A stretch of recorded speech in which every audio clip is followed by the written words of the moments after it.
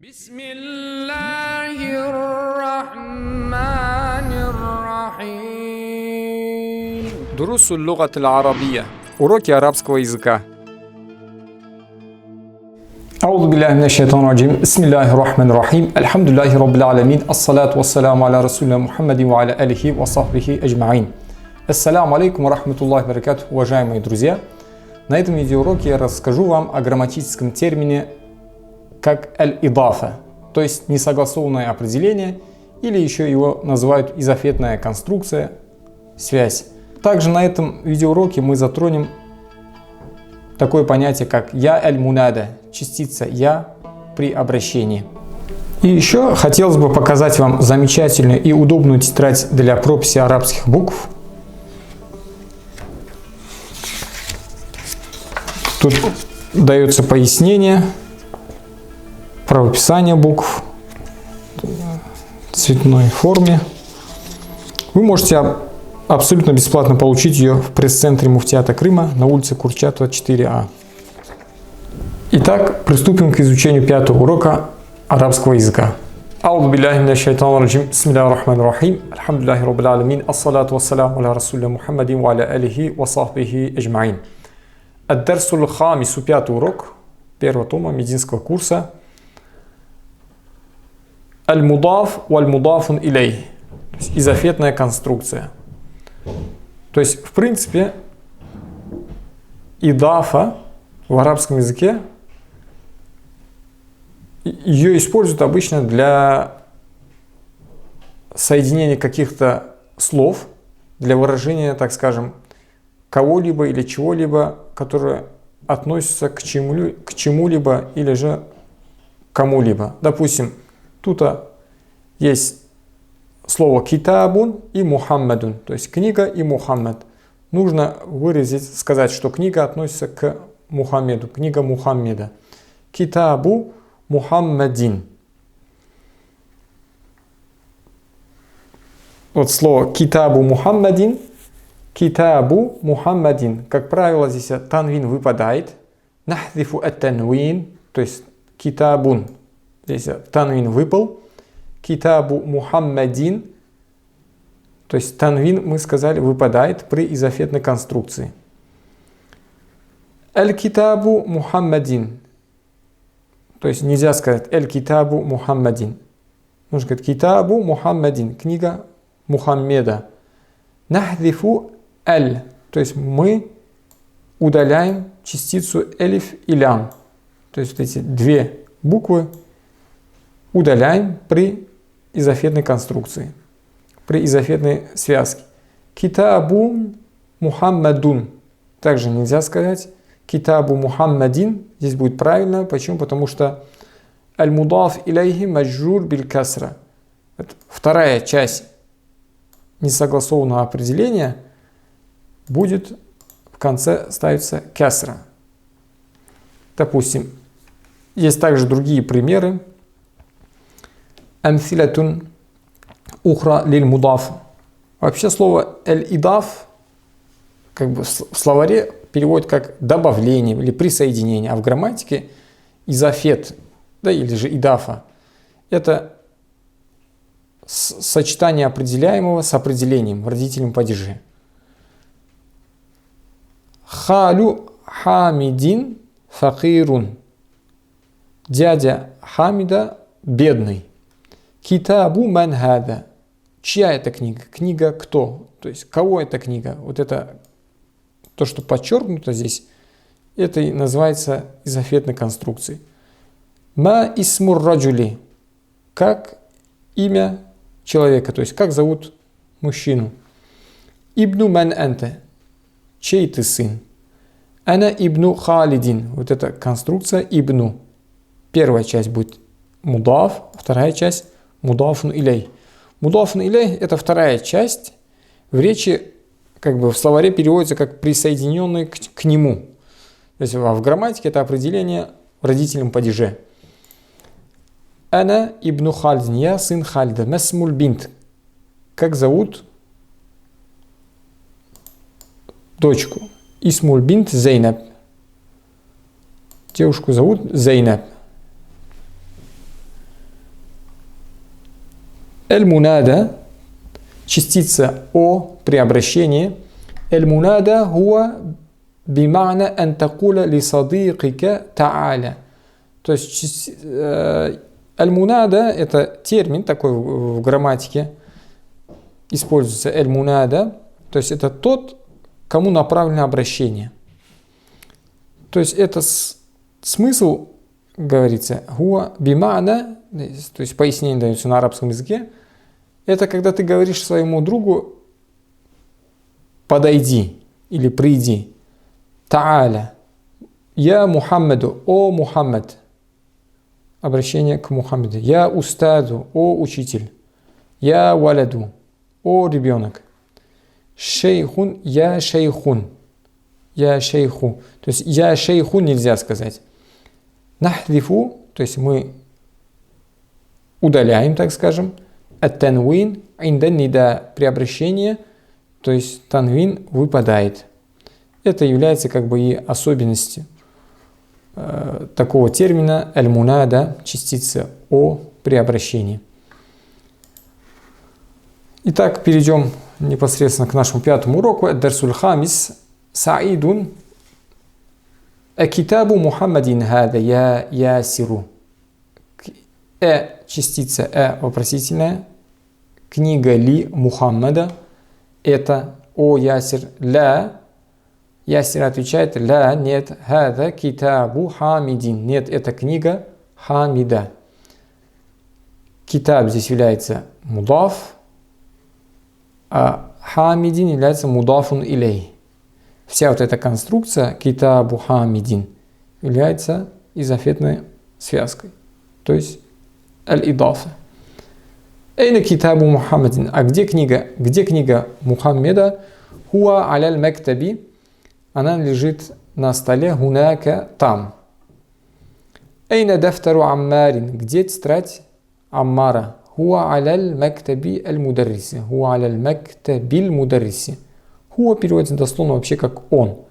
Но здесь, так как речь идет о тетради, то есть нужно сказать при переводе на русский язык она, то есть тетрадь лежит на столе преподавателя. Каляму ман, чья ручка, хада, это, я алию, о Али. Хада калямуль мударриси, это ручка преподавателя. Эйна хакибатуль мударриси, где портфель преподавателя? Хия тахталь мактаби, она под партой, под столом, под партой. В первом задании нужно ответить на следующие вопросы. По контексту отвечаем. Эйна китабу Мухаммадин. Где книга Мухаммада? Книга Мухаммада лежит на столе там. Нужно ответить. Хуа аляль мактаби хунак. То есть в первом задании мы отвечаем на все вопросы по контексту. Во втором задании нужно адфиль калиматаль уля иля thания. То есть добавить первое слово к второму. То есть присоединить, это есть идафа, то есть словосочетание, которое выражает принадлежность чего-либо или кого-либо к чему-либо или чему-либо. Да? Китабун Мухаммадун, книга и Мухаммед. Нужно сказать книга Мухаммада. Китабун, танвин выпал, просто пишется дамма. Мухаммадун, вторая часть словосочетания ставится не ун, не танвин, а танвин касра. Китабу Мухаммадин. То же самое здесь, допустим, мактабун, стол. Эль-мударриси. Эль-мударрису это преподаватель. Стол и преподаватель. Нужно эти две слова соединить и выразить, так скажем, принадлежность. То есть стол учителя. Мактабу, танвин выпал, мактабу. Аль-мударрис, элифлям остается, уже не аль-мударрису будет, а аль-мударриси, так как это вторая часть является мудафун илей. То есть определение в родительном падеже. То же самое здесь. Калямун хамидун. Будет каляму хамидин. Вот у нас есть готовое домашнее задание. Каляму хамидун. Калямун хамидун стало каляму хамидин. То же самое. Мифтахун аль-бейту. Получалось мифтаху танвин дамма выпала, аль-бейту в конце превращается в касра. То есть ключ от дома. Бейтун аббасун. Дом Аббас. Нужно сказать дом Аббаса. Бейту Аббасин. Дукканун ат-таджиру. Ларек, магазин. Ат-таджиру бизнесмен, торговец. Дуккану таджири. Гурфатун комната, кабинет. Алиюн. Али. Собственное имя, да? Гурфату алиин. То есть комната или кабинет Али. Бейтун аль-мухандисун. Дом инженер. Дом инженера. Бейту аль-мухандиси. Это было у нас второе задание. В третьем задании нужно прочитать икра вактуб, затем записать ма'аддабти авахир аль-калимат, соблюдая конечные огласовки, проставляя конечные огласовки. То есть бабу аль-мадрасати, дверь школы. Бабу, здесь просто будет дамма. Дамма аль-мадрасати, в конце просто будет кесра. Так, с красным сделаем. Так, следующее. Химару ар-раджули. Химару. Здесь будет просто дамма. Ар-раджули в конце будет кесра. То есть химару ар-раджули. Бейту. Дом Хамидин. То есть дом Хамида. Хамид — это собственное имя.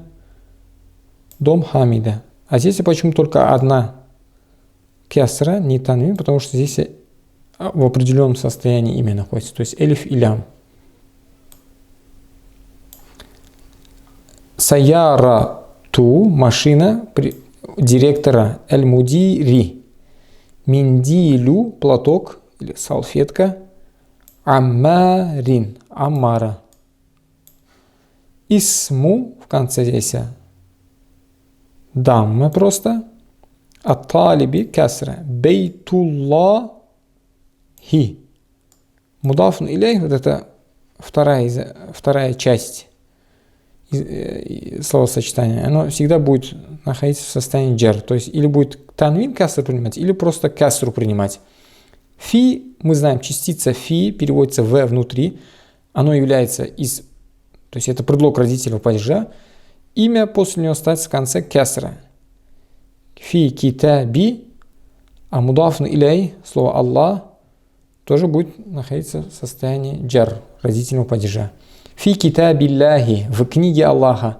Мин, тоже частица, мы это знаем из 4-го урока. Проходили на 4-м уроке предлоги родительного падежа. После предлогов фи, мин, аля, из, от переводится, да? Имя в конце принимают касру или танвин касру. Мин бейти аль-мударриси, из дома преподавателя. Аля мактаби, на письменном столе, аль-мудири, директора. В 4-м задании нужно просто прочитать икра. Аль-Курану, Куран, Китабуллахи.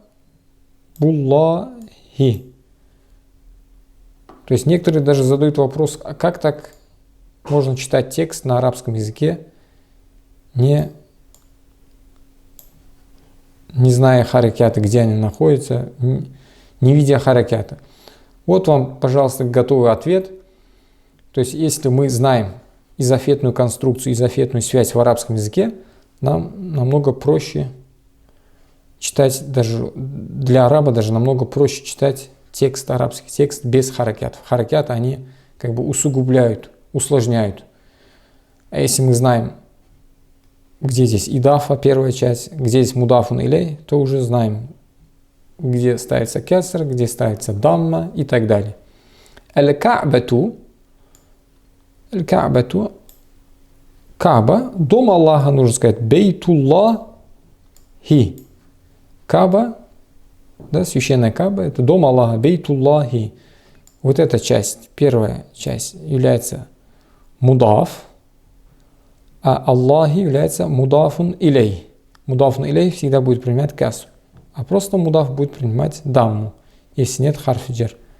Бейтуллах является как бы в конструкции является хабаром, то есть сказуемым, аль-ка'бату является подлежащим, аль-мубтада. Мухаммадун, саллаллаху алейхи вассалям, расулуллахи.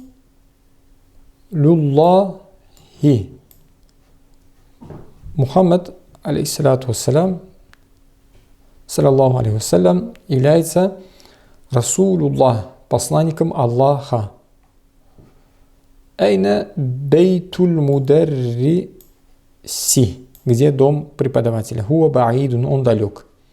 Хараджаль мударрис мин гурфатиль мудири. И так далее. То есть это задание нужно просто прочитать. В пятом задании нужно составить предложение би мель иль фирах фи маяли.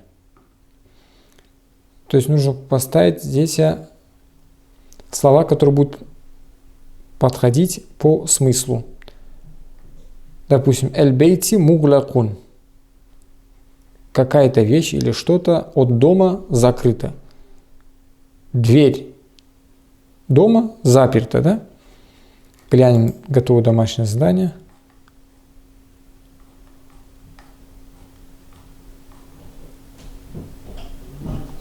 Бабуль бейти муглакун. Второе. Эйна мифтаху сайярати. Где мифтаху, здесь слово пишем мифтаху, ключ от машины. Сайярати. Третье. Мухаммад, саллаллаху алейхи вассалям, расуль, посланник Аллаха, надо сказать. Расулуллахи. Мухаммад, саллаллаху алейхи вассалям, расулуллахи. Вот вам готово домашнее задание на пятое упражнение. Здесь нужно исправить эти словосочетания. Аль-каляму ат-талиби. Нельзя сказать аль-калям ат-талиби. Первая часть из ответной конструкции будет без элиф-ляма. Каляму ат-талиби можно сказать. Вот глянем.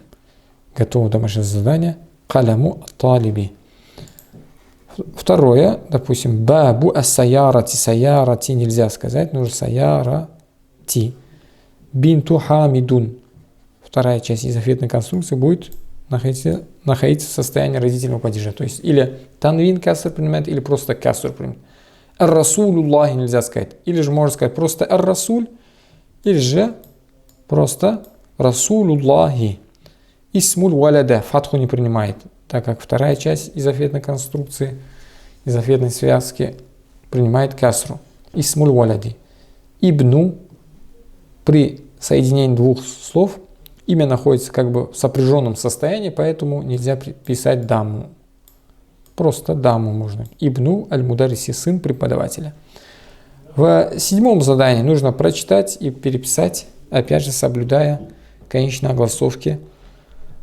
Мухаммад дун, когда частицу я обращение добавили, то танвин выпадает. О Мухаммад, я Мухаммаду, устадун, преподаватель, о учитель, о преподаватель, я устаду. Нельзя сказать я устадун. Халидун, имя собственно, я Халиду, о Халид. Валадун, ребенок, о ребенок, я Валаду. Я Алию, я Аббасу. Здесь везде шейхун, просто без частицы обращения будет танвин дама. Когда добавили частицу я обращения, то пишем просто даму. Я роджу лю, я сирун, это просто имя. Я аммару, о аммар, дуктурун, дуктурун танвин дамма. Я дуктуру, просто дамма. В восьмом задании нужно прочитать, затем составить вопросы. Вот как дается, например, китабу манхада. Чья это книга? Нужно сказать, чья это ручка? Каляму манхада. Камису манхада. Бейту манхада. Вот у нас готово домашнее задание. Каляму манхада. Камису манхада. Бейту манхада. Сариру манхада. Чья это кровать? Сариру манхада.